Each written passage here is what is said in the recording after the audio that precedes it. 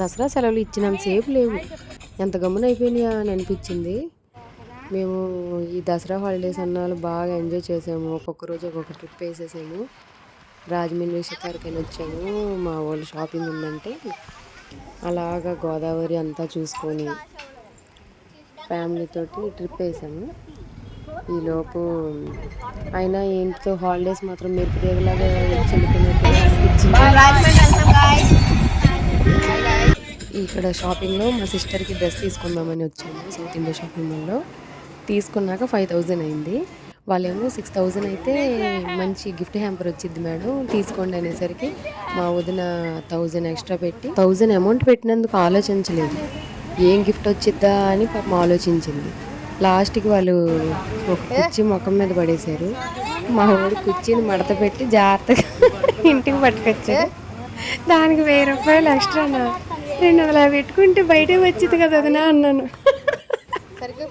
పాపం ఏదో వచ్చిద్దని ఎక్స్పెక్ట్ చేసింది, ఏమి రాలేదు.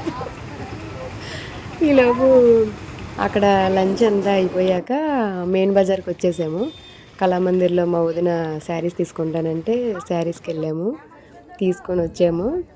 వచ్చేసరికి మా వదినకి బాగా నచ్చినాయి. కాకపోతే అంట లోపల ఒక కలర్ కనిపించిద్ది, బయట ఏ కలర్ వచ్చిద్దని మళ్ళీ బయట కూడా టెస్ట్ చేసుకుంటుంది.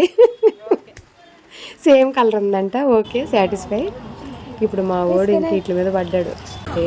ఈ సామాన్లు అంటే మనం వదలం కదండి. ఈ మెయిన్ బజార్ వచ్చాక మనకు అసలు అంతసేపు కాళ్ళు నొప్పులు అన్నాం కానీ లేడికి లేచిందే ప్రయాణం అన్నట్టు ఒక్కలం కూడా ఆగలేదు. అలాగా శ్యామలా థియేటర్ వరకు నడుచుకుంటూ అలాగ వెళ్ళిపోయాము. మధ్యలో ఇన్ని వెళ్ళి మధ్యలో ఇది ఎలా వదిలేస్తామండి. ఎంత వచ్చాక మన రాజమండ్రి రోజు మిల్క్ తాకండి ఎలాగ వెళ్తామండి. అందుకని ఇక్కడికి వచ్చాక మొత్తం మనిషికి ఒక గ్లాసు లేపేసాము, తాగేసి.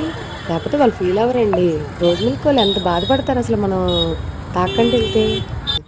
అందుకని న్యాయం చేయాలి కదా. అందుకని షాప్లోకి వెళ్ళి రోజు మిల్క్లో ఆర్డర్ ఇచ్చుకొని తాగేసి నా సూపర్ ఉందన్న అనేసి కాంప్లిమెంట్ ఇచ్చాను.